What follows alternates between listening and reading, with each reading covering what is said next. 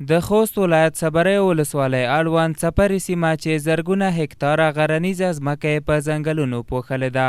د دغه ځنګل د ساتنې او بیا رغونې لپاره د جیپ پروژه د ملګرو ملتونو د خوړو نړیوال سازمان لخوا پلي شوه.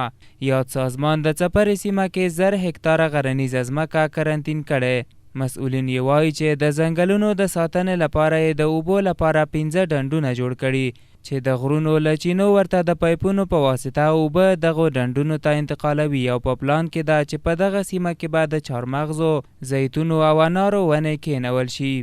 یو خوړو سازمان اداره روغله چې دلته موږ ته په دغه کې کور شروع کړلو، نو تاسو عملاً وینئ چې دلته ډنډونه جوړ کړي دي تقریبا موږ ته د جنګۍ د خړوب دپاره او 300 هکتاره مځکه خړوب ته جلګیرو کړي دي چې هم بیا کرنتین کړي دي او 300 هکتاره مځکه یې د غرې پر کړي دي څړځای دي پوره او په دې ډنډونه به تقریبا 15,000 جربه مځکه خړوبېږي، نیالګي خړوبېږي.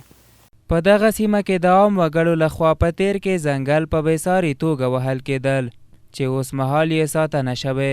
د سیمې اوسیدونکي وایي چې له یاد سازمان سره به د ځنګل ساتنې په برخه کې ژمن وي. مخکې موږ ځنګل ډېر په بېرحمۍ سره وهل کېدو. 2 کاله مخکې د ملګرو ملتو د کرنې او خوړو سازمان استازي روله چې دلته موږ کور دلته کو خو موږ ځنګل چې کوم تحریف شو بیا ورغول شو چې دې سره موږ ته نوي بوټي شنه کېږي، سیمه مو زرغونه کېږي او د موږ خلکو مزدوري چې کومه دو دغې غره نه دو.